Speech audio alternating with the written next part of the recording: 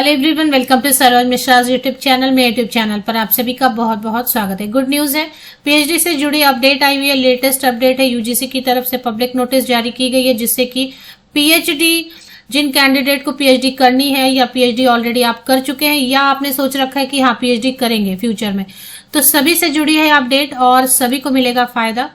तो बेनिफिट है सभी के लिए, पीएचडी एस्पिरेंट्स के लिए, पीएचडी होल्डर्स के लिए, सभी के लिए। तो क्या अपडेट आई हुई है, चलिए देखते हैं। इसका जो कनेक्शन है डायरेक्टली रिक्रूटमेंट से है, क्योंकि पीएचडी करने के पीछे जो मोटिव रहता है, क्या रहता है कि आपको जॉब मिले, अच्छी जॉब मिले, जल्दी जॉब मिले।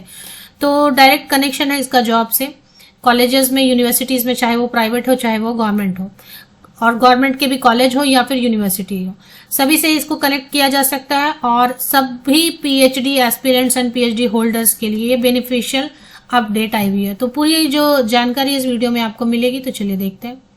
हालांकि आप तक ये अपडेट पहुंच भी चुकी होगी, कई सारे कैंडिडेट्स को पहले से भी पता है।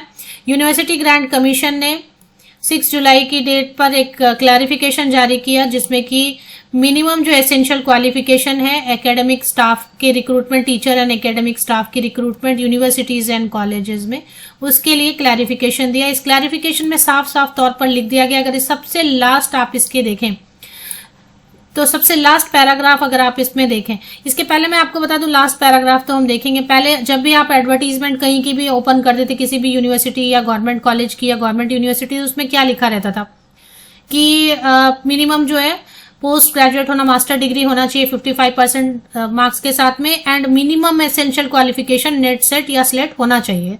और कुछ कंडीशन में पीएचडी कैंडिडेट को एग्जाम्प्ट किया जाता था नेट सेट से, कुछ कंडीशन में। बट अभी है तो इससे क्या होता था कि पीएचडी जिनके पास है वो नहीं कर पाते थे अप्लाई यूनिवर्सिटीज एंड कॉलेजेस में, क्योंकि नेट और सेट अगर क्वालिफाई नहीं किया होता था तो वो अप्लाई नहीं कर पाते थे, क्योंकि minimum essential qualification eligibility criteria meet नहीं हो रही होती थी पीएचडी करने के बाद भी।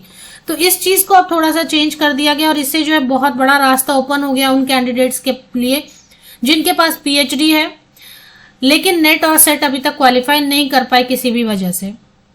लेकिन पीएचडी है तो डायरेक्ट अब आप पीएचडी के बेसिस पर direct recruitment assistant professor post के लिए एलिजिबल हो जाते हैं।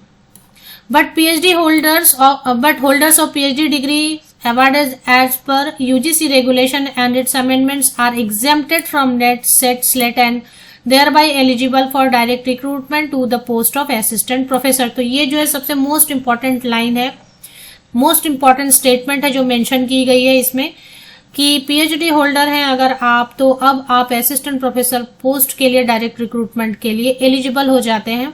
नेट या सेट या स्लेट से आपको एग्जाम्प्ट किया जाता है। तो बड़ी खुशखबरी है, बड़ी अपडेट है। होप जितने भी पीएचडी होल्डर्स हैं उनके लिए रास्ता ओपन हो गया, क्योंकि इसके पहले जो है नेट या सेट को मिनिमम एसेंशियल क्वालिफिकेशन बताकर पीएचडी होल्डर्स का रास्ता ब्लॉक किया हुआ था। तो वो ब्लॉक जो रास्ता है वो खुल गया।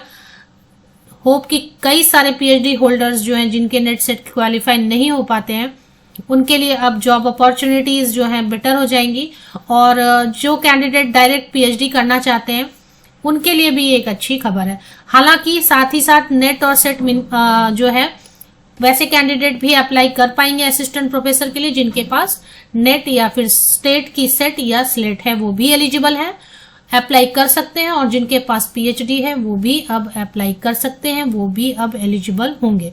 होप मैंने बताने में कोई ऐसी स्टेटमेंट यूज नहीं की होगी जिससे कोई कंफ्यूजन है। अगर कोई कंफ्यूजन है या कोई बात आप पूछना चाहते हैं तो कमेंट सेक्शन में लिख सकते हैं। Best wishes, thank you very much.